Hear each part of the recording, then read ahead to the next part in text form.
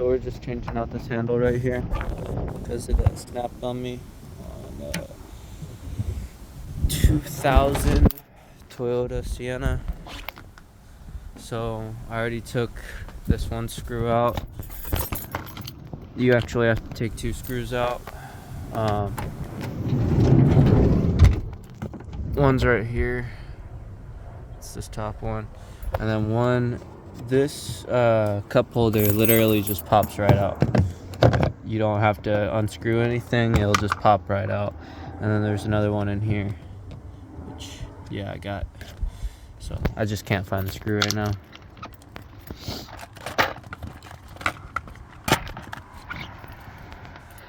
But yeah, so we're starting off with, we're gonna pry this off. It has one bolt right here, or not bolt, but one of those hinges, and then we have another one down below, and it's like right somewhere right here. So we're going to take the pry bar, which is this handy dandy little tool,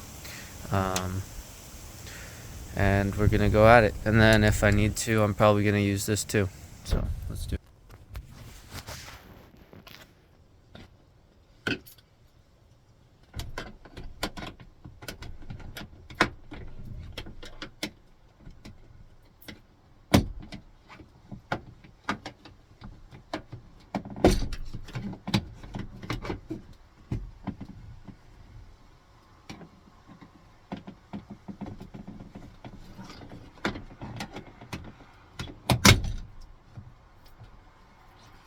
So one thing I just saw right is you have 2 screws at the bottom right here and right here. So this won't come off just by you unscrewing this and trying to pull this off. So, and we genuinely don't even need this off, so we're just gonna, oh well, don't do that. You gotta position the, let's see if I can find it. There it is. And there it is. Now just close right back in. This will just pop right back in. Got everything's clean, flush. Let's just take this right here, throw that back in. Let's see if I can do it.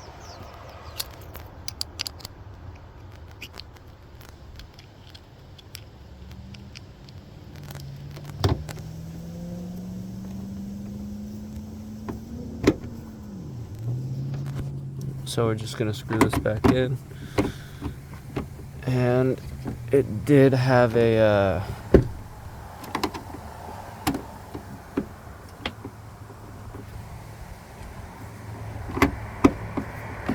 one of those little circle covers, but when I kind of popped it off, it flew, and I don't know where it went. So this is our main focus down here. So we already got this mostly off.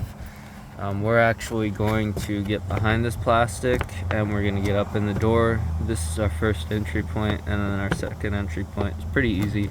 It's in this giant open spot. We just need to get through the plastic. So let me take off the rest of the door panel right now. I'll show you if there's any other spots that need screws. And we'll size it up. This is good. All right. Hopefully.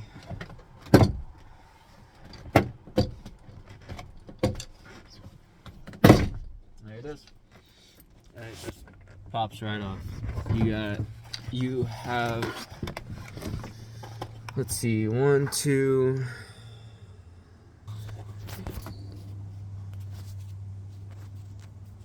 let's see, 1, 2, 3, 4, 5, 6, 7, 8, 9. So you have, yeah, you have 9 altogether, and they're just little clips, so they shouldn't. This one looks good. It doesn't look like I broke anything off. Yeah, they're just easy little clips that will pop right in and off. And then so that, I'm just gonna put up in the front seat because genuinely doesn't matter right now. So now we're gonna peel off this plastic.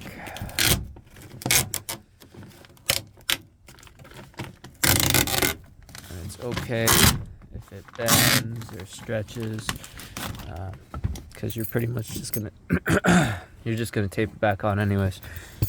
Excuse me. So we're gonna get right up in here, and like I said, our first entry point is right there. We're gonna get the socket set out for that right there, that little nut right there, and then our second is right there. So we're gonna start by taking this, and it's on just a little clip, so it has no bottom. You can just push that right down. Enough force won't hurt it. And then there's a little section right here, which you can see, and that you just move the wire over, down, and it's out. You don't gotta stress on it, you don't gotta worry about it, nothing.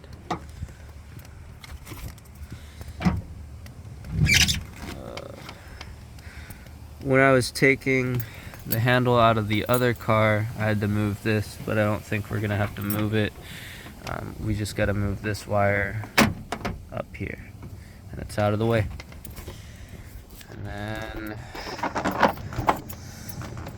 our sockets, Mr. Darlast. And I'm pretty sure, because almost all the time it's a standard 10. So for most cars that I've worked on, it's a 10. 10 or 11. Sometimes with the bigger bolts, they're 12 or 13s, or they go into a different metric. Yeah, see, I should have used the this one. I could probably, nope, I cannot. Let's move this over here, and I can use this extension for the both of them.